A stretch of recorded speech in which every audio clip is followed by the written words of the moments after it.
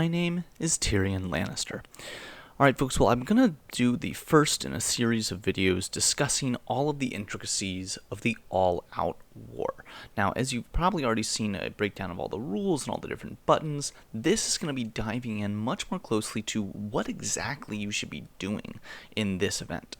So what I'm going to talk about right now is just the kind of basic daily, like what is going on. And I think the best place to look to that is the faction quests icon right up here. So if you look at the top three, you've got the all-out siege, which gives you your rewards, the world progression, which just shows you like what are the different things your faction and you and the whole group is going to be doing, the whole everyone on your map. The shop is where you can buy certain things. To be honest, I don't recommend buying any of these things yet. I just haven't seen any of them be worth that pretty high price. And then lastly, the season pass, which I went ahead and bought, and I'll get into in a second. But basically, you get a little bit of rewards that are really for the whole faction, and then you get a few rewards that are just for yourself to help heal, and then help return to the city. There's a bug where it just says 0, but it actually does give you them. And then also these Water of Revivals where you can heal your commanders. The big thing is that you also get these privileges. I can get 700 extra daily contribution, which I'll get to in a moment. I get slightly increased hospital speed, more total attack, and more total defense. And it's just 100 black diamonds for this pass for the whole season of the 30 days or so. Okay, so faction quests. This one what I want to focus on. So these are kind of the daily, what you can get every single day. Think in Glorious Battle, this is very similar to the like daily participation points. But basically, there are 4 different ways you can get what are called royal coins, and you can get up to 1,500 because I have the royal pass unlocked. You can get a total of 2,200 because I get 700 extra as my limit. So ways you can get it through producing vehicles, you can get it through constructing buildings, you can get it through gathering resources, or you can get it through rebuilding villages. So let's talk about each of those things. So how do you participate in a vehicle production? Well, at a few of your different buildings, namely at your main center point, so this is our Tempest Keep, this is our center point, our big center, so if I go to my map, you can see Tempest Keep, yep, okay, that's the one I want to go to. So here, at my armory, if I click on that, it gives me this garage screen. Now, as you can see, unfortunately, it's not showing right now. Here we go. Okay, perfect. So as you can see, we're not currently producing any vehicles, but if we were, we would be producing one of these, and I could participate in that basically production of that vehicle. The apply for vehicle, this is done by management. Only they can do it, and they will basically decide what building, what different, chariots, or what they're called, carts, wagons, whatever you want to call them, are that we as a faction are going to build. So, basically, if I want to help with that, I would just click that I want to make one of them. One of my troops would march to the armory, and they would start building that. You can also access it by just pressing the workshop anywhere, and it'll give you this same screen in which you can see all of the different, vehicles and whatnot that are being created. So, here you go. As you can see right now, we have large resource wagons, large medic vehicles, positional chariots, guerrilla chariots, and you have them in large, medium, and small. Right now, as you can see for me, I have taken 1 medium resource, 1 medium medic, 1 large resource, and 1 large medic. I'm hoping that once we have enough, I will be able to get one of our large positional or large guerrilla chariots. That way, I think that's a pretty solid set of 5 to have. Okay, so let's just talk about what the different wagons even are. So basically understand that the bigger they are, the more you get for them, but let's just focus on the large ones and what they do. So the large guerrilla chariot gives you some total stats, okay, that's really good. You can also initiate a rally, which is important. You can get up to 30 people that join the rally.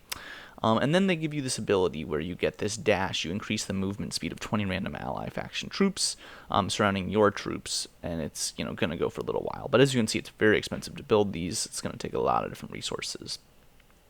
Positional chariot, very similar. The only difference is the skill. Instead of the old one was dash, this one is form up. It increases the counterattack damage for 20 allied troops. Large resource wagon is the only one that can gather obsidian. So there are different resources in this. The medium resource can get wheat, brass, and silver. The small can take wheat and brass, and then again the large can get all of them, including obsidian. And as you can see, the only way you can build the large gorilla chariots, the large positional chariots, and even the large, and just those two, sorry, is you need to have obsidian. That's this last resource over here. You need a lot of it, as you can see, 8 million in order to create one of these vehicles. So you're going to need a lot of people gathering with those large resource wagons. And the only way to get a large resource wagon is to get silver and brass. So that's why you kind of need all of those other resources so you can get those things. You also get some slightly increased gathering speed, not for obsidian, but for the others. And as you can just see, it's a little bit improved versus the medium wagon, and the large wagon is even better. The large medic vehicle, this is basically the only way you can heal your allied troops. This is a huge thing in this mode, and I'm going to get into healing more later, but just understand that you need to have a large, medium, or small medic in order to do healing, and basically if it's a better medic, it does better healing, and it doesn't cost as much to heal. So, there you go. Alright, those are the different types of vehicles, and again, that covers the vehicle production side. Building construction is pretty simple. Basically, a lot of your buildings can be increased. So, like, let's say I look at my barracks here. If I click on it, here we go. You can see it has some information. This one can be upgraded if I pressed here. Unfortunately, it can only be done by management, but if they chose to construct it, it would basically increase its durability. So right now it's only 7.5 million durability. If we were to upgrade it, it would get more durability. I think a big place that often wants to be constructed are villages. So if I go all the way out to some of the further cities that we have, see all the different cities that we have and villages. Okay, so as you can see, this village has been constructed. I'll show you one that hasn't. Here, this is one that has not been constructed. It looks a little bit different. You can see here that we could construct a fortress. Going back, this is what a fortress looks like. Okay, that means it's going to have a lot more durability. It's got 3 million. Versus this one doesn't have any durability. It's not anything yet. So getting that is definitely big. It makes it much safer, and it protects all of the villages around it. That's why they have these bubbles. They cannot be taken until this fortress is taken. So that's why it's important to have those fortresses, and that's one of the ways that you can do a building construction. Okay, gathering resources, as I said with the wagons, different wagons are going to allow you to build or basically gather different resources. So going back to our keep, there are various other places that you can also gather. As you can see, right next to your keep, you only have wheat. You can gather wheat.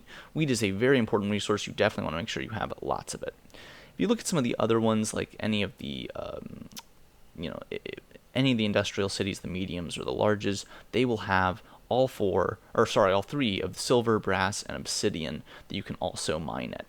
And as you can see, you just would click on one of these, bring your chariot over, and then you could go ahead and start building, or gathering, I should say, those resources. I will say that in general, if you're gathering resources for a day, that will easily clear all the royal coins you can get. It's a really good way to do it. The others are going to be good, but you kind of need to be constantly kind of checking it. It doesn't do it like in the background in the same way. Gathering resources, once you leave, it'll register all of those resources that you gathered, and it is pretty easy to get all of the coins that you need that way.